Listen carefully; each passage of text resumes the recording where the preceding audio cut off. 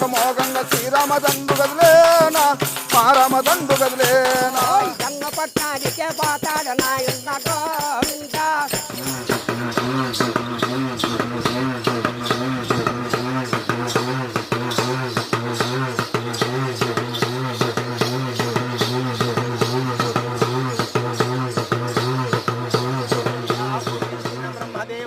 నేస్తం, మీరు ఎరిగినదే, మీకు బాగా తెలిసినదే, అయినా మరోసారి గుర్తు చేస్తున్నాను.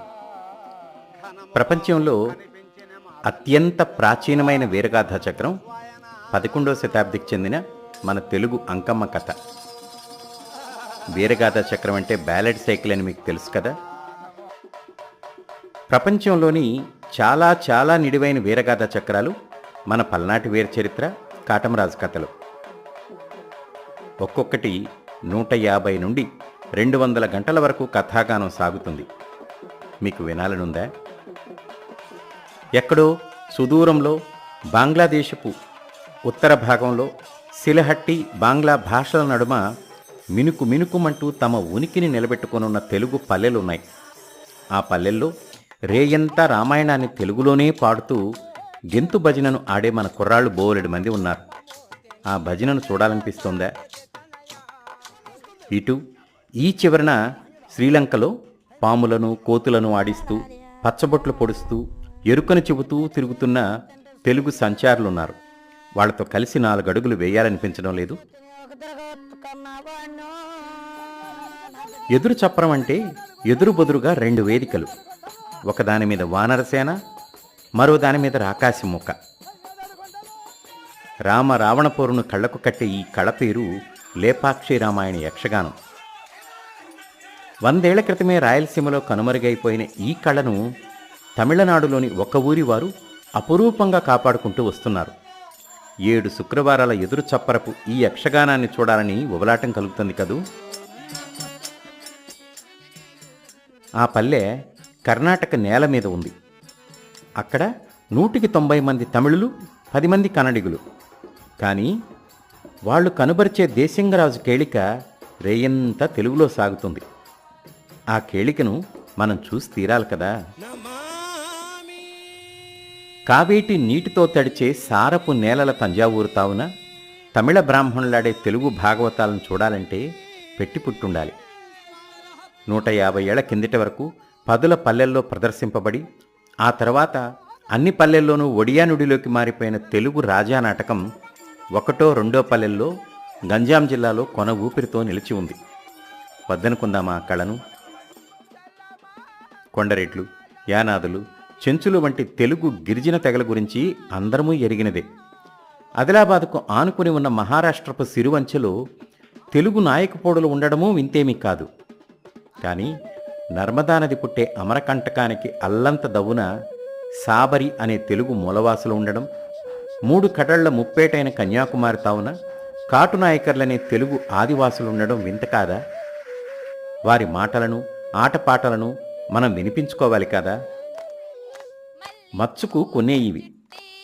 తెలుగు జాతి కళా సంపద చాలా పెద్దది.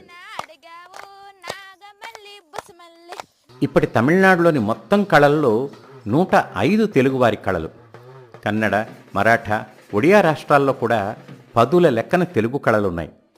దేవరాట, సేవాట, జిక్కాట, జింపలాట, చెక్కపుల్లలాట, కొక్కిలి కట్టాట, పడుకాసి ఆట, వీరకాసి ఆట, రోకలాట, జంగాలాట, హొయలాట, బయలాట, కొయ్యబొమ్మలాట, కమ్మిబొమ్మలాట, అంజాట, గొల్లాట, చెప్పుకుంటూ పోతుంటే కొనసాగుతూ పోతుంది ఈ కళల వరుస.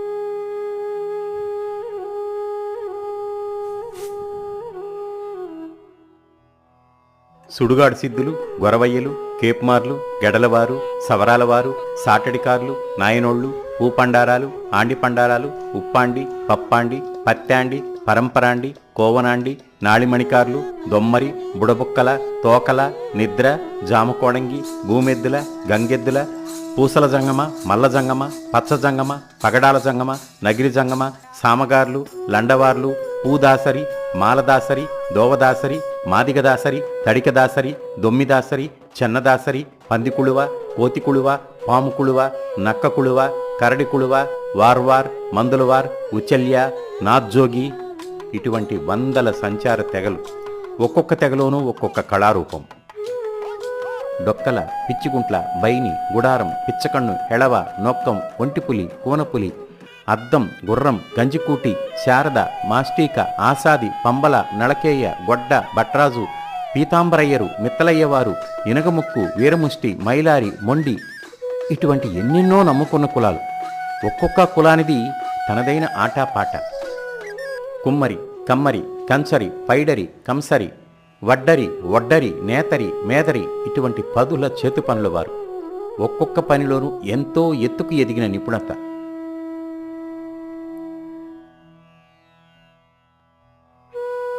దేశంలో ఆ మాటకొస్తే ప్రపంచంలోనే కావచ్చు ఏ భాషా జాతిలోనూ లేనన్ని వందల జానపద కళలు, శాస్త్రీయ కళలు, చేతి వృత్తులు, వృత్తి నైపుణ్యాలు, ఆటపాటలు, తిండి తిప్పలు, పనిముట్లు, పోరుముట్లు, ఎసముట్లు మన తెలుగు జాతిలో ఉన్నాయి. తెలుగు జాతిలో ప్రదర్శన కళలే వందల సంఖ్యలో ఉన్నాయి. వీరగాథ చక్రాలు, కథాగాన కళలు, భజన కళలు, బొమ్మలాట కళలు, నాటక కళలు, వాద్యపు కళలు, సాము కళలు, మోడి కళలు, చిందు కళలు, జంతు కళలు, ఎరుక కళలు వంటి పలు రూపాలలో వందల కళలున్నాయి. అలాగే హస్తకళల్లో చూస్తే కొయ్యి కళలు, రాతి కళలు, లోహ కళలు, మట్టి కళలు, శుద్ధ కళలు, గుడ్డ కళలు, తోలు కళలు, ఆకు కళలు, పీచు కళలు వంటి ఎన్నో రూపాలున్నాయి. ఇంత గొప్ప సాంస్కృతిక వారసత్వ సంపద అంతా చివరి దశలో ఉంది. కొన ఊపిరితో కొట్టుమిట్టాడుతుంది, లేదా వేరే భాషల వారిదిగా ప్రచారమైపోయింది. వీటన్నిటినీ కాపాడుకోగలమో లేదో కానీ కనీసం భద్రపరచుకోవాలి కదా, మనవే అని చాటుకోవాలి కదా. వేల ఏళ్ల నుండి వస్తున్న తెలుగు వారసత్వ సంపదను ఆధారాలతో పాటు ప్రపంచం ముందు నిలబెట్టి చూపాలి కదా. మన భావితరాల వారు మేము తెలుగు వాళ్ళం అని గర్వంగా రొమ్ము విరుచుకొని తలెత్తుకొని నిలబడేలా చేయాలి కదా. ఆ పని కోసం నడుము కట్టుకుని అడుగులు వేస్తున్నది తెలుగు నెరవు. ప్రపంచం 4 చెరగులు ఉన్న తెలుగుదనాన్ని పదిలపరచి చాటాలనుకుంటున్నది. ఈ పనిలో పాలు పంచుకోవాలని మీతో విన్నవించుకుంటున్నాం.